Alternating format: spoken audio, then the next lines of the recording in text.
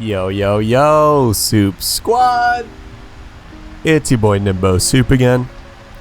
Active radar homing, Fox 3, ARH, missiles, whatever you want to call them, are getting introduced to the game. Am I excited for them? Well, yes, I am excited for them in the same way I might be excited for any other shiny new update, new vehicle, new thing, whatever it might be, getting added to the game. But I don't really expect a significant change in the gameplay. I'll explain more on this throughout the video.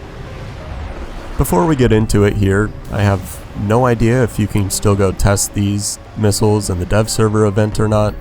I'm actually out of town at the time this video is getting uploaded. But in case you missed it, Gaijin says these missiles are getting added in the second major update of this year, which I predict will probably be like 3 or 4 months from now. I don't know, something like that. Could be completely off, I don't really know. If you want to read that dev blog, I linked it down in the description below.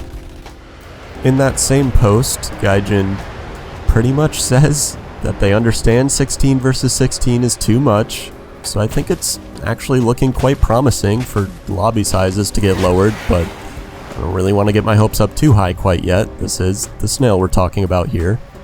I just thought that you all would like to know that in case you didn't already. I'm not really planning on delving into any specifics or characteristics or numbers of each missile. There are, of course, small differences between them all in terms of loft angle and burn or tracking time, speed, acceleration, whatever it might be. But, of course, this is the dev server, and when it gets implemented into the live server, these numbers are probably going to change, so not really too much of a point of talking about them as they stand. I think it is worth mentioning so far that overall, through talking to people in games, seeing YouTube comments, the Mica seems to be the best out of all of the missiles, at least in opinions of the players.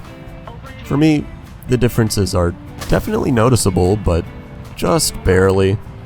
Honestly, overall the missiles do seem pretty well balanced, so that's cool. Hopefully that doesn't change. Instead of talking about those performance characteristics of each missile and trying to quantify missile performance that's likely going to change anyways, I'd rather like to talk about active radar homing overall and how it might impact top tier gameplay. Keyword might, once again, it is the dev server. Plus, if lobby size gets lowered, that alone is probably going to change the gameplay entirely and prove me wrong here, which is completely okay, I don't mind being wrong. My theory is, though, that active radar homing is going to change little to very little about top tier gameplay as it stands.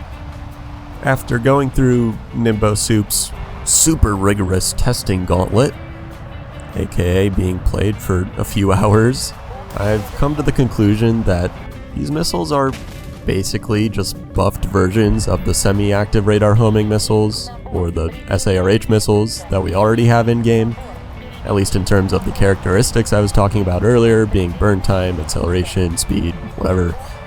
Plus, on top of that, they do have the ability to fire and forget, which actually is very nice. It could be used for some awesome BVR engagements, like a Phoenix that can actually hit something that's maneuvering according to the snail in the dev blog I was talking about earlier. But it is important to note that top tier is pretty much already at the point where if you climb just above the deck, you will die because of things like the R27ER, sort of the AIM-7M.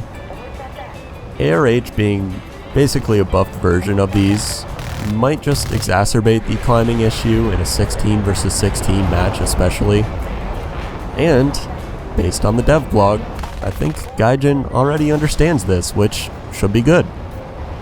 They are really trying their hardest to get us to build our hopes up that top tier isn't going to be 16 versus 16 anymore after this update. My advice is not to get your hopes up too high because I've done it before and I tend to get let down. I do just briefly want to mention, and nothing more, that ARH missiles do seem slightly better at hitting stuff that's super low to the ground, but it's barely noticeable. I don't think it's really anything that you should write home about. and I also didn't notice a difference between all of the ARH missiles in terms of which one are better at hitting stuff that's lower to the deck. They also seem to pretty easily fall for chaff, at least on the dev server, and on targets that are not coming straight at you. Maybe I'm just using the wrong radar modes or something, but I think it's a little bit interesting. I have to say though, I am the most excited for the ability to fire and forget. Granted, most of my kills using them in the dev server did not come from being able to fire and forget, rather just from using them like a semi-active radar homing missile, you know, locking my target, shooting at 5 to 15 kilometers out when they can't really dodge it and they're not right on the deck. There have been a few fire and forget shots in the gameplay by this point. It's just really fun shooting a missile and literally forgetting about it and randomly getting a kill an entire minute later from it. Most likely this really only happens when you're at longer ranges, higher altitudes, the enemy's flying straight, maybe they recommit too early. Still really satisfying though, because when you lose the lock, the ARH missile obviously just blows up immediately, and it's slightly frustrating because maybe you lose the lock only for like a second or something. In this sense, fire and forget could also speed up already super fast top tier gameplay. Let me put it into perspective. You can fire a missile and immediately move to firing another missile at a different target. If it's still 16 versus 16, this could absolutely be the stuff of nightmares.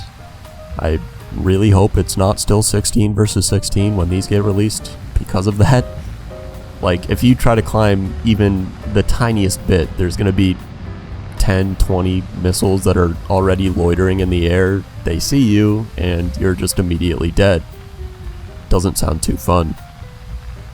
My last comment on ARH missiles for you guys is that they could make for some seriously awesome 1v1 BVR engagements. Maybe in a custom lobby or something, because of course it's probably not going to happen in ARB. But 1v1 duel would be a ton of fun. I mean, think about it. Maybe at the start of the match in ARB you climb, get fast, sling all your missiles off, but pretty much immediately you'll dive straight to the deck so you don't get hit by any other missiles yourself, and there's not too much of a window to kill anybody in, and by the time that window opens up again, the entire rest of the enemy team is already on top of you. Ayo. And there's no time for you to get a lock and launch a missile without dying yourself. But if it's only you versus one other player, you could have a true 1v1 BVR fight. You know, get high and fast, sling your missile off, dive down and notch, recommit, do the same thing all over again, rinse and repeat, wait for someone to make a mistake. I don't know, sorry for the rant, I just think that would be a lot of fun. We'll see what happens. Once again, a lot of stuff could and probably will change. I feel like a lot of the gameplay changes depends on if the size of the match gets lowered or not. Even if the match size gets lowered, I doubt we'll have those true 1v1 BVR engagements I was talking about, but it'll probably be a whole lot more likely that you can actually climb and engage in BVR fights without getting third-partied. Or maybe with fire and forget, you do some third-partying of your own. Just launch all your missiles off and dive away and let them do their thing. Whatever. Anyways, to recap, I think top-tier gameplay is not going to be affected too much from what it currently is by active radar homing. If anything, it's maybe just going to be a little bit faster paced because of fire and forget, which is going to be a whole lot of fun, right? You still won't be able to climb, and you'll still probably be getting skill issued by IRCCM missiles. Anyways, I hope y'all enjoyed this one. Let me know what your opinions on active radar homing are if you tried them out, or maybe if you didn't, or what you look forward to or dread about them down below. Don't forget to leave a like, comment, subscribe, and turn on post notifications. You all know the deal. This is Nimbo Soup. Nimbo signing out. Peace out, fellas.